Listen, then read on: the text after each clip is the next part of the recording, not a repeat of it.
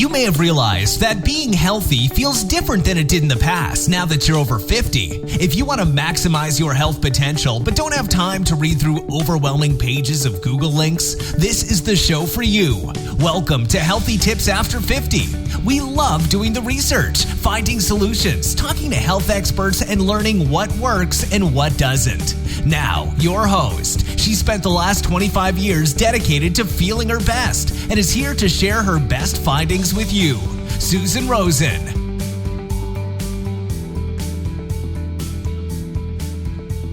Hello, everyone. This is your host, Susan Rosen, and my guest today is Jen Rulon. And Jen has a very interesting life, and she'll tell us all about how she's gotten to where she is, both in her life and geographically as well, to enlighten us around all of that. So Jen, welcome, and great to have you here. Why don't you introduce yourself? Sounds good. Thanks, Susan. Thanks for having me. And hello, followers. My name is Jen Rulon. I am a 51-year-old everyday healthy human is what I strive to be, right? But I think back in the days, I had, I would say that I was a 15-time Ironman triathlete. I was a triathlon coach. I was an author. I was a speaker. I was a daughter. I'm a ex-wife. I am a friend. I always had these, the 15-time Ironman triathlete was always the first thing that came up for me as oh, well, what do you do? Who are you? And I realized that doesn't define who I am. I am I'm an everyday healthy human trying to age like fine wine. And I say fine wine, but non-alcoholic fine wine, right? And just really striving to be the best that I could be in these last, 40, hopefully 50 years of my life. And, how we were talking a little bit earlier, Susan, and I love where I'm at. I love the aging aspects of who I am and who I'm becoming, because my confidence has skyrocketed. Of not really giving a shit what other people think about me or what they say about me. I'm learning about boundaries. I am just living my life for me. And it's absolutely beautiful. And I think, at 51 years old, I am that woman who just strives to be the best, but to be the best everyday healthy human that I can be. And that's sort of who I'm at, who I am. And where I'm at, I live in Costa Rica. I am on the Pacific side of Costa Rica. I'm in a town called Samara. So it's also like Samara. Mm-hmm. I am about, people have heard of, like, if you fly into this Liberia airport, I am 2 hours south. People might have heard of Nasara. I am about an hour south of Nasara, but I'm also about 3 hours north of Santa Teresa. So, but we could talk more about how I got here later on. So, yeah, there it is. In a nutshell. There it is. That sounds great. Sounds very exciting. Thank you. Yeah. Thank you. Yeah. So, okay. So, kinesiology, and how did you get into triathlon kinds of stuff? Yeah, of course. Yeah, we could definitely talk about the triathlon space. I actually did a TEDx talk about this. Okay. Yeah, so give us the short version. Yeah, I'll give you the short. Well, that TEDx talk was probably the best therapy that I ever written, because it was under 10 minutes, right? Wow. Okay. Yeah. But you could find that on YouTube.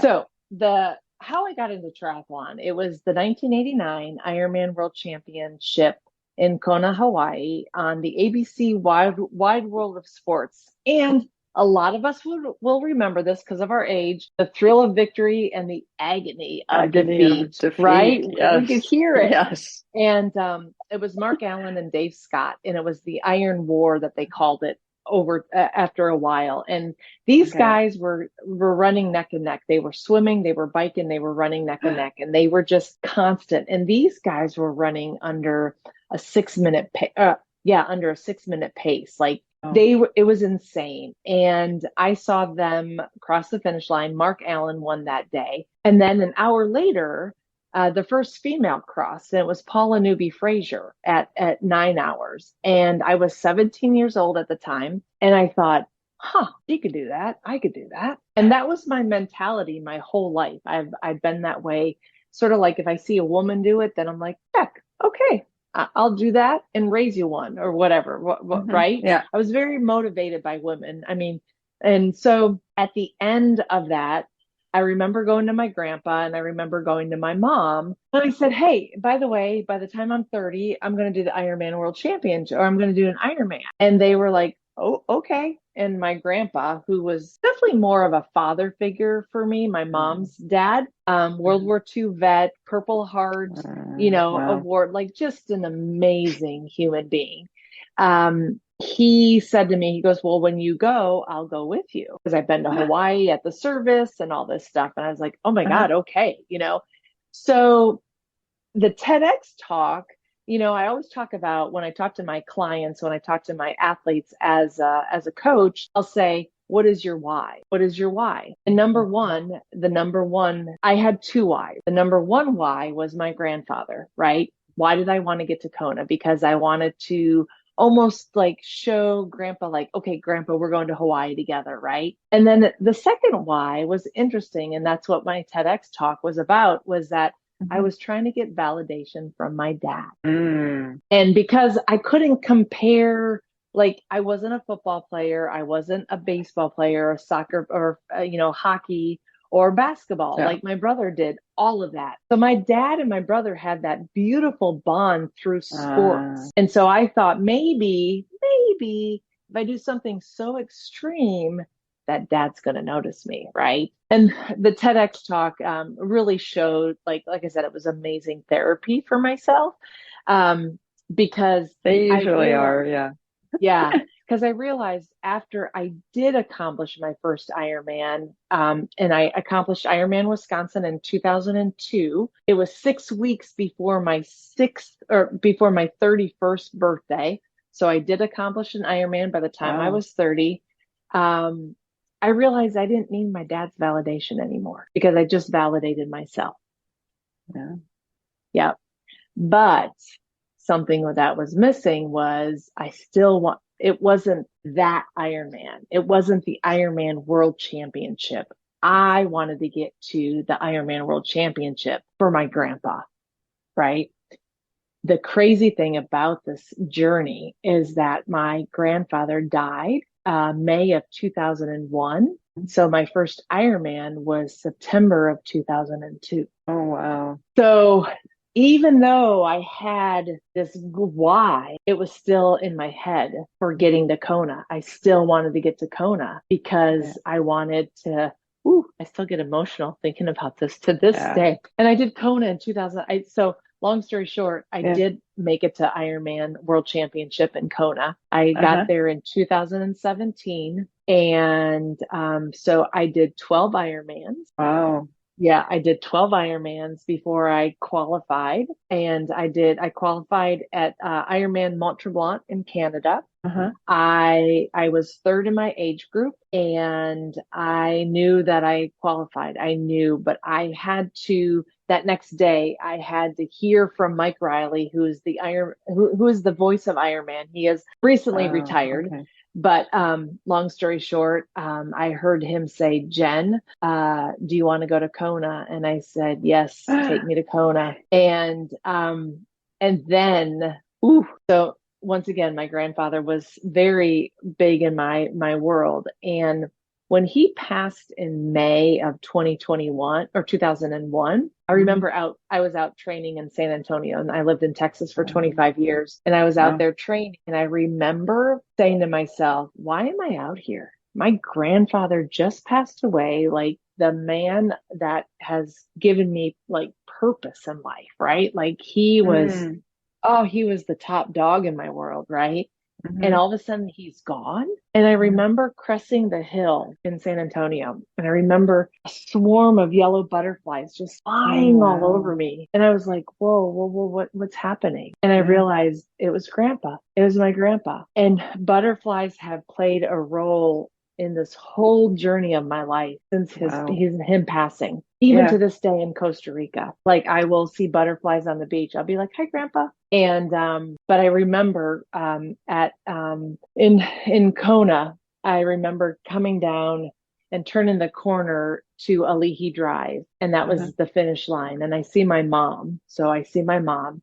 I see her best friend, and her and I looked at each other. We made eye contact, and I just started like crying because she knew that this race was grandpa's and ours bond, right? And in a weird way, I didn't want to finish, Susan. I didn't want to finish the race because I didn't want to forget my grandpa, Yeah. right? And I turned down Alihi Drive and I hit that red carpet and I just bawled my eyes out. And there are photos of me bawling my eyes out. And I remember thinking, oh my God, I'm an ugly crier. Like I'm a full on ugly crier. And, but I crossed that finish line and I heard Mike Rowley say to me, Jen Rulon, you are an Ironman. And I looked up to the sky and I said, Grandpa, we did it. We did it. And I knew Grandpa was with me this whole journey, you know, and like I said, I still get Yeah. emotional about it because it was Oh, yeah. played Yeah. You're such a making huge me. impact. I can Right. feel it. Right. It made such a Yeah. huge impact in my world. My grandpa did. And, anyways, so, there's the Ironman journey. But going back, you asked me about kinesiology. I realized that I wanted to go back and get my master's because I wanted to understand what I was doing out there on the race course, Ah, right? I wanted to yeah. understand, like, yeah, I could swim, bike, and run. I could strength train. I could do all of that stuff. But what is happening internally in my world, like mentally, Uh-huh. physically, Yeah. spiritually, emotionally, like the lab didn't teach us anything about the spiritualness, but I can sure tell you my grandpa did. Right. Right. So Yeah. that's why I went back to school at 40 years old because I wanted to learn about what was happening on the race course as well and Uh-huh. how I can help athletes that I coach the same way. Yep. Mm. Yep. Okay. Okay. Okay. Sorry that I did a vomit. I did a Oh, no, I loved it. It was okay, good, great. It good, was great. It was great. good. Yeah. Yeah. No, because it's how life is if you're open to How it life is. and Yeah. you feel and if you what's the right word? If you pay attention. Pay attention. Yes. Yeah. Yeah. And I remember coming down here to Costa Rica. So I moved down to Costa Rica December of 2021, and I Okay. was doing it gradually. So I had to do a border run I still have to do a border Yeah. run every 90 days. Uh-huh. And so I did it gradually. Like I went back and I closed up some chapters in my life up there, like up in San Antonio. And I just had to do things throughout the time. But I remember coming down and I said to one of my best friends, I said, who came to visit me in April of 2022, I said to her, I've asked the universe for a sign, and my sign is the most beautiful. They're blue. They call them blue morpho butterflies. They're these big Ah, butterflies that are just uh-huh. blue. And the only reason we see the blue is when they open their wings, the sun beams on them and they're just these blue. Oh, wow. They are absolutely gorgeous. It is the Uh-huh. most beautiful butterfly I've ever seen on this earth. And Uh-huh. like humpback whales and blue morph butterflies are like Yeah. my most beautiful animals in the world for me. Okay. And I remember I told Katie the story, and we were driving up to this waterfall. And I said, I haven't seen the blue morph butterfly in person yet. I've only seen pictures and videos, right? Oh, okay. So we're at this, and so I asked the universe, I said, universe, can you please show me a blue morph butterfly to let me know that I'm in the right place? I'm supposed to be here in Costa Rica because, moving to a third world country at 50 years old. Like, I'm like, what am I thinking? My mom and my brother probably thought I was insane. Like, all my friends are like, what are you doing? I'm like, I don't know. I'm just going with it. And you know? why Costa Rica, right? I mean, how did you Right. pick it? Right. Yeah, yeah, That's I'll a tell whole you that nother in a story, bit. I'm sure. Yeah. Yeah. And all of a sudden I was like, and so Katie and I were at this waterfall and we're swimming through this water, like swimming through this cave, and Mm, she's ahead of me and I'm back here with a camera, like my GoPro, right? mm, mm. And no, I was ahead of Katie. That's what it was. And then she was behind me. And all of a sudden I look up and there the blue morph butterfly was flying. And then all of Oh, a sudden there's wow. another one. I was like, oh my Yeah. God, the blue morph butterflies, the blue morph butterflies. And we just started crying. And she just gives me this Oh, huge hug. And it's like, it just validated that one, grandpa is still around me anywhere I go. And two, yeah. that I'm in the right place. Yeah. And so I have seen blue morph butterflies on this journey of mine. I was on the Uh-huh. Caribbean side and I would see them daily. And it was just Oh, like, wow. Hey, Jen, reminder, you're doing good. You're doing good. Yeah. You're doing good, Yeah. you know? And so it's just a beautiful, beautiful, beautiful journey with the butterflies. So yeah, Yeah. How fun. yeah. Wow. So, how did you end up now? Because now you coach people, right? I've Who, been, I've been, so I've been coaching triathletes since 2013 okay. before online was cool. Mm. Yes. Before 2020, right? So Yeah. yeah, I've been coaching triathletes since 2013 with my business. I self-named it jenrulon.com. Um but I have a team of about I have a small team. I have about 8 athletes that I coach. Wow. I coach athletes all around the world. Considering I'm in Costa Rica, I have Uh-huh. athletes in Texas, Wisconsin, New Jersey. I've had athletes in Canada, Mexico, and I'm also still coaching athletes in Australia. Wow. And I actually have my first athlete in Costa Rica, and I actually went to her Oh, first triathlon on uh-huh. Sunday, which was absolutely fun. It was very Oh, different, I but bet. Yeah. it made me so I've been coaching triathletes for I started coaching triathletes since 2001, to be honest with you. Okay. Uh-huh. Yeah. But I started my business, jenrulon.com, in Uh-huh. 2013, and then I just went online. At one point, I had up to 20 athletes, and it was way too much. It was Oh, way yeah. too much. Oh, my God. Yeah. Yeah. So my limit is actually, I could go up to 12, but that's pushing it. Yep.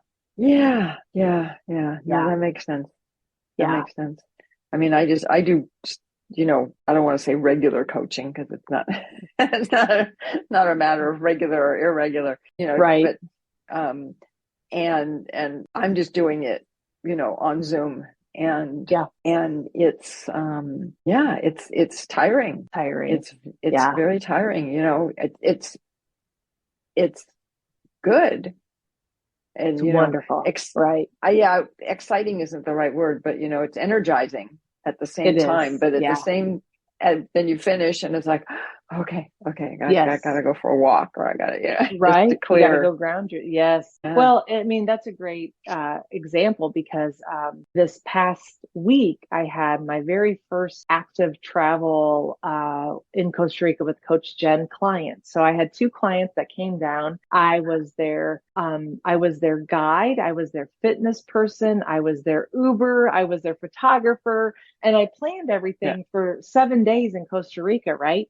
So after Uh-huh. they left, then I went to Jackie, who did a race north of me.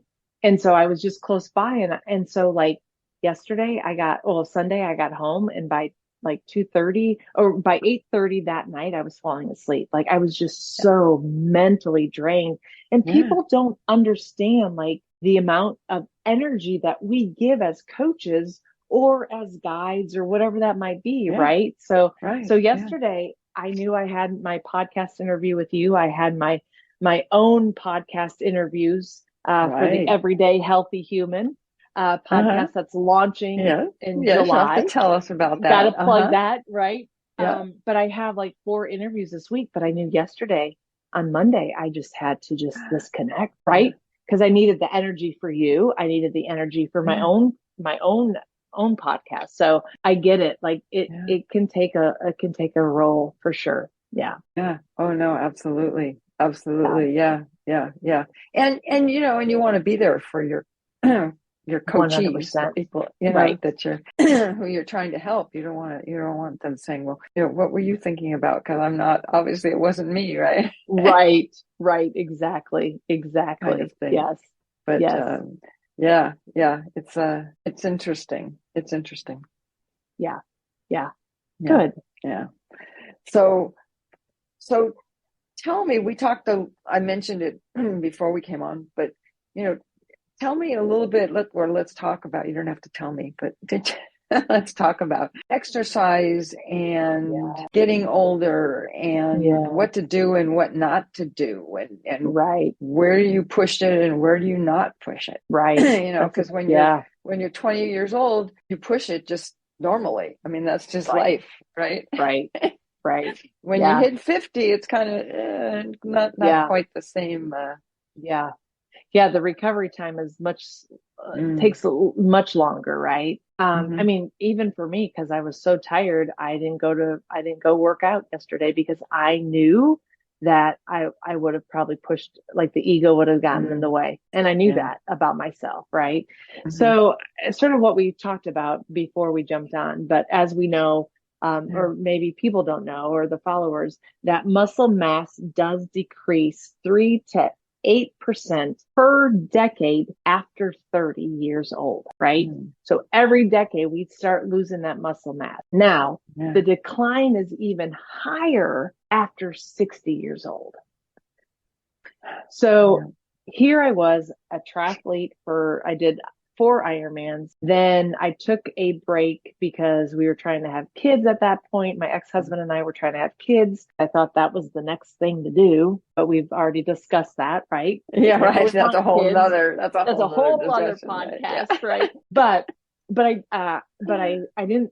I stopped doing swimming, biking, and running, and I found strength training, and I found CrossFit. Ah, And I drank the Kool-Aid in CrossFit, but CrossFit also showed me how my body shifted from the triathlete, right? I wasn't the girl that was going to get bulky and huge because that's not my body type. I will never get bulky and huge, only if one, I have some enhancements, or mm, two is the way I eat. I don't eat gobs and gobs amount of food, so I'm not going to get bulky. I am 5'8", 136 now, mm, but in the uh-huh. triathlon years, I was 129, right? So I was Wow. tiny. I was fast. I was speedy, Yeah. you know, but now, like, so currently I am doing strength training 4 times a week. Mhm. I go into the little gym in Samara, and I love it because they talk Spanish, and that's how I learn. Like, I'm mentally stimulated, but I'm also physically stimulated, right? Yeah. Yeah. And educationally stimulated, right? Because I'm really getting the understanding of the language. Uh-huh. But I'm also building my muscle. I'm keeping that muscle on that I am starting to decline. I will be 52 in October. So Mhm. I'm such a big advocate of strength training, whether it's your body weight, whether it's dumbbells, whether it's a kettlebell, whether it's bands. There's so many great, like, amazing, like, Mm, mm, bands online that you could easily take. And I could show you that. uh-huh. Like, I could give you some links if you need me to, on Mm, Amazon or whatever. uh-huh. But I think the biggest factor that I like to see people do is really get strength training at least 2 times a week for starting off. Mm, Like, don't think about, like, oh my God, I got to get into the gym 3 to 4 times a week. Like these people are. No, no, no, no. Like, start off slow and do full body 2 times a week. So when I say full body, I'm talking about chest, back, glutes, mm, hamstrings, quads. You can also do biceps, triceps, core. Like, that yeah. itself, a full body workout is great. And I think some people think, oh, I'm going to get bulky. I'm going to look like a brick house. No, you're not. Like, Yeah. you have to do so much more to be a Uh, brick house. What we want as we age, we got to keep the muscle mass on us because we're going to start dropping that muscle mass if you don't keep doing the strength training. So, yeah. No, and I can attest to that. Yeah. I can totally attest to that. Yeah. And it just takes one good fall. Yeah. For the whole thing to go down the tube. Mm-hmm. Yeah. I mean, I see that with my mom. You know, my mom's, she probably won't want me to tell you how old she is, but she's mid-70s, right?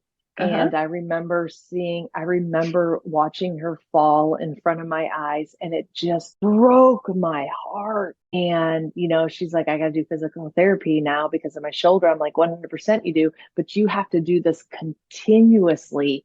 Just because your shoulder feels better doesn't mean it, you know, like it's continuous. I mean, even I have like a shoulder issue right now, and I've been slacking on my my PT because I've been traveling. And so like all I need to do is sit on my bench and do my exercises at least once a day. That's all I need to do. But I need to get like my bicep tendon is like mad right now because I was driving a whole bunch, right? It's just those little things. So if I can get back onto my, you know, my personal or my physical therapy, I'll be fine when I go to the gym tomorrow, right? So you just have to stay on it. Yeah.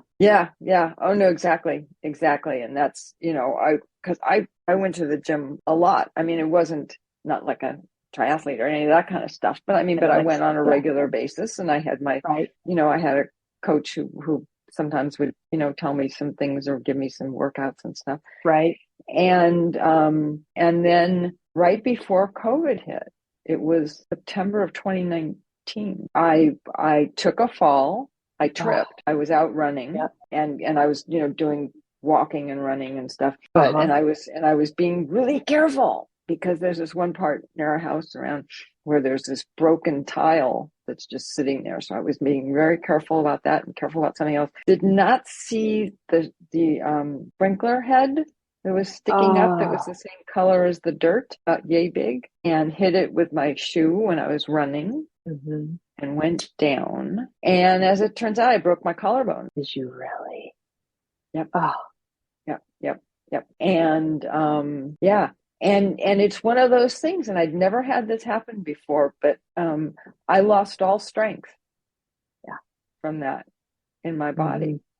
And it wasn't like, oh, it was just for the day and then it came out. No. Right. No, it still hasn't come back. And it's and that's what, 4 years ago? Yeah. Almost 4 years ago. Almost 4 years ago. Yeah. And then we went into COVID. My gym closed. My husband's gym closed. Right. Neither of them ever to come back again. Right. And so we finally found one. But you know, it's a little gym. It's got all this stuff in it and everything. Sure. You know, and my husband has been working out. I mean, he was a real jock. Besides being smart, he's a very big jock. You know, quarterback on the team. He's one of those guys, just like my brother. Please, you know. Who was it? Not was Notre he the prom king too? Oh, I have no doubt. Homecoming. I never got into that king, with him, right? But yeah, he I can't think of one of the big schools up in Michigan, somewhere up around there. One of the ones, you know, that's always U of M. No, not U of M. Michigan State. No. Michigan Tech. It's a No, for some reason I keep thinking it starts with an N. Anyways, for the life of me, I can't remember the name of it. Anyways, you know, they were recruiting him to be quarterback, right? Oh, geez. And he was like, "No, I'm going someplace that has a good school. Thank you very much." Oh, interesting. Oh, funny. But he was quarterback there. You know? Okay. Yeah. But not quite the same. But he didn't give a shit. Right. It mattered to him. He wasn't going to go pro or anything. No.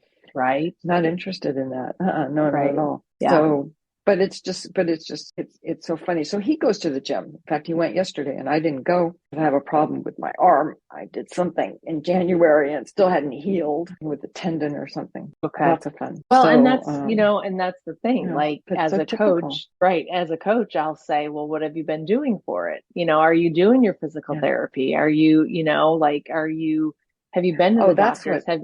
that's what started. That's what made me think about it. Is because when I broke my collarbone, I went in for physical therapy once, and then they closed except for the most extreme, right? Yeah. So then we were trying to do it on Zoom. That does not work. No, that doesn't work. Especially not for what I had. Right. Right. And so I never did any physical therapy. So this shoulder is always a little bit lower. I can raise it up, but it's not, Yeah. But, things like that happen. Life happens. Yeah, life right? happens. And it's sort of what we talked about, like even prior to getting on the podcast, is the recovery time as we get aged it just takes longer, right? Yeah. And so if there's, and I've noticed that with my shoulder, like I'm just like, because I went back to San Antonio and I had them look, they're like, okay, your long bicep tendon is a little inflamed. Nothing's major, but just do some physical therapy. And then they're like, and here's a whole bunch of Advil for you. And I'm like, no, I'm not doing that to my body. Right. And so, and I, if it really, like when I got home after driving, I did take an Advil, like a 600, but like for me, like, I'm like, I do try to just do it naturally and try to heal and, dry needling and I have an amazing physio therapist down here, and he does dry needling and adjusting and massage. And, and I'm probably, and honestly, like I need to go back to yoga. I always say I'm going to do that one of these days, but I have never gotten around to it. Yeah. Just once a week. Once a week is what I need right now, and I'm good. So yeah. Okay, well, we should probably start getting ready to wrap up Okay. We've actually even been on for 35 minutes or 40 minutes, right? Or something. Yeah, it's almost top of the hour. So, okay, tell us then again where people can find you, of course, and what kind of support you provide, and if you work with women and men, which I know you told me you do, and and just all that kind of information, and give us a couple of tips for what we should be doing or thinking about or paying attention to. Okay. First of all, you could find me at Jen, JenRuln.com. That's my website. So you'll see my active travel in Costa Rica. You'll see my one-on-one triathlon coaching. You'll see my app. I do have a strength training app designed for any everyday healthy human. Some people might think it's a little, some people might think it's a little aggressive, some of my workouts, and maybe it is, but, I'm always all about like trying to adjust how you can adjust, and you could get access to me on that app. And then I will be launching the Everyday Healthy Human podcast on July 7th. So I'm super excited. I don't know when this is going to go out, so it might have been launched already. So it's okay. Yeah, but, probably. Yeah, no. That's good. So it'll be there, and all the little things that you have to take care of at the beginning.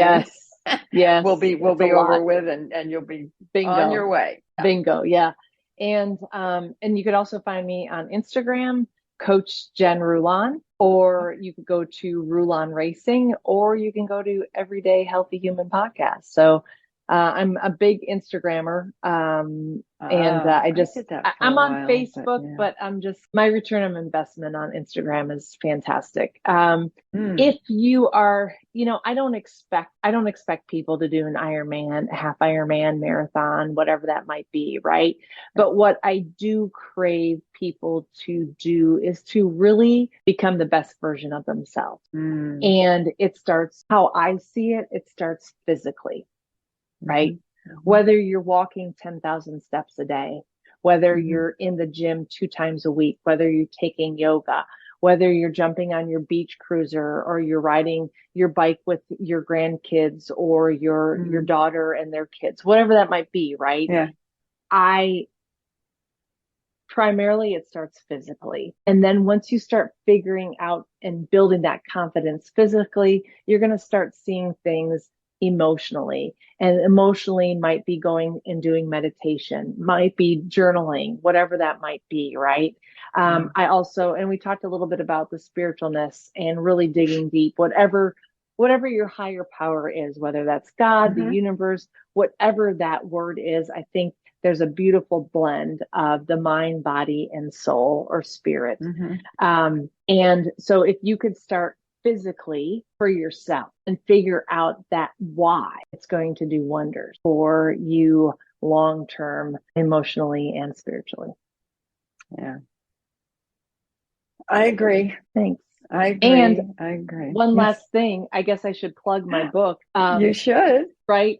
So you could go to Amazon on just type in Jen Rulon, and there's a couple books, but the book that I just recently wrote in 2020 and it launched in 2021 is Self-Motivation Strategies for Women, but men can read the book as well. And I think there's a lot of, and you and I talked about this, Susan, is that I was going through one of the toughest times of my life when I was writing that book. And it made me realize that I was writing it probably for myself and hopefully helping others around the world as well. Yeah. Yeah. Yep. Well, you got it out into the ether. So that's important. Yeah. I did. Great. Yeah. Well, thanks for having me on. I really appreciate this. Thank you. Thank you for coming on. It's been my pleasure. Really. Super. And let me finish up as I always do, which is that neither of us are doctors. This is not medical advice. And I will be talking to everybody next week. This has been Healthy Tips After 50 with Susan Rosen. To stay on the cutting edge of the most effective health strategies, subscribe to this podcast and let us know what you thought of the show with a comment or like on iTunes. Visit healthytipsafter50.com for this episode's show notes, more resources, and free offers.